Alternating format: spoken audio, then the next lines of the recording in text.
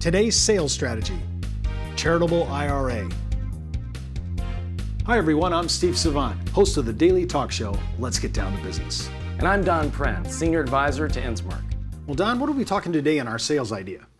Okay, well, in this situation, we have a couple that is getting basically at retirement, and they have a large IRA, and we want to see whether it makes sense to keep the beneficiary of the IRA, their children, or whether we can improve their situation by making the beneficiary of the IRA a charity and replacing that asset with a wealth replacement trust funded with cash value life insurance. So if I use that technique, the heirs still get their money, but I'm still creating a whole new legacy with my IRA.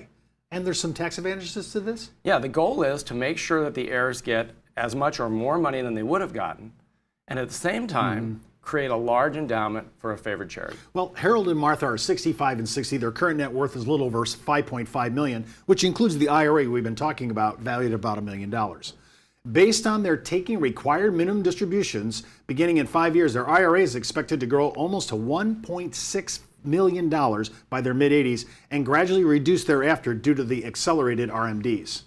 Now, Harold and Martha are both active in the Red Cross. I guess that's their charity of choice. Yes. And remember, you always want to pick a charity that's approved by the IRS. Make sure you do that before you do anything else.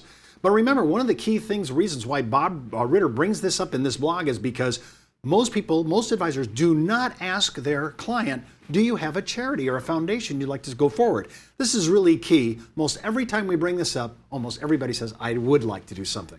Yeah, what we find is as people get older, they become more and more involved with different types of charities.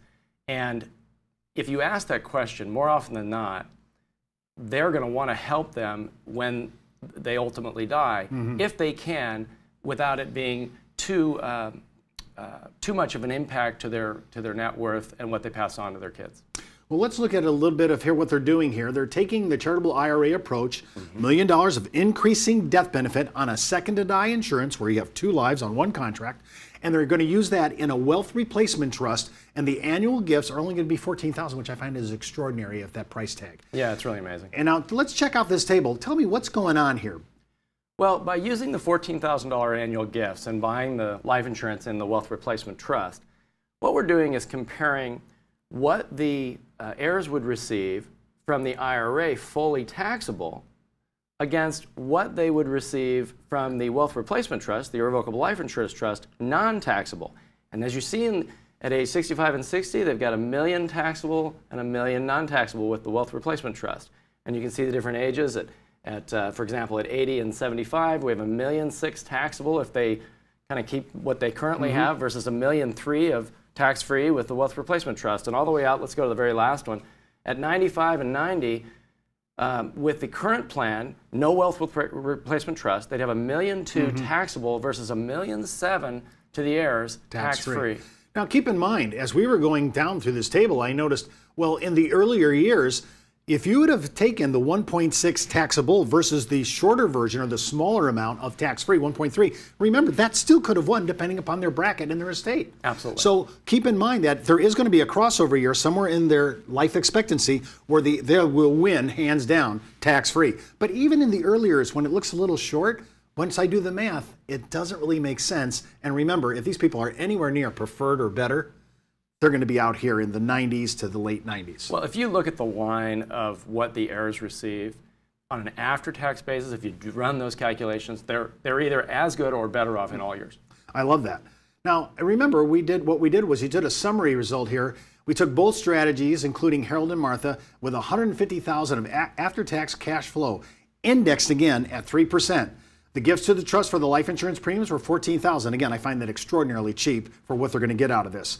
And in strategy 2, are paid for via the asset allocation and not from their cash flow. See, I think this is a big deal. Why don't you talk about that, and then we'll get into this graph. Yeah, we designed Insmark's Wealthy and Wise software as wealth planning software. So you put all the clients' assets in, their liquidity, their assumptions of growth in the future.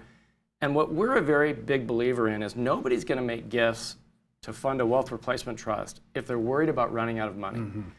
And that's the #1 fear that people have during retirement, running out of money. So what Wealthy and Wise does is it allows you to look at all their current assets and the liquidity, project out their needs for retirement, and then if they've got plenty of money and their net worth is still growing, you can then assume certain gifts, in this case $14,000 a year, and see kind of what happens over time, and does that then put them at risk? In this particular case, they could easily gift $14,000 a year and have absolutely no worry that they would run out of money during retirement. We'll talk about, here's their current situation in strategy 1.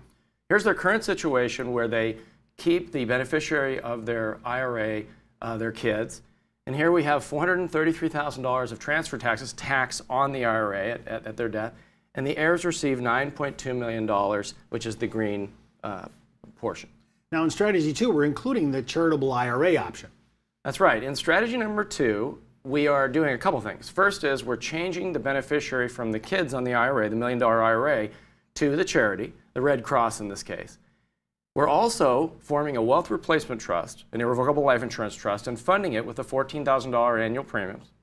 And so in this case, the heirs receive $9.2 million, the Red Cross receives $1.2 million eventually from the IRA, and the IRS gets $0. Well, I love this because really we've created a legacy for their favorite charity, and the heirs did not get any diminishing return at their inheritance. In all years on an after-tax basis, again, the heirs get as much or more than they would have gotten with the current plan.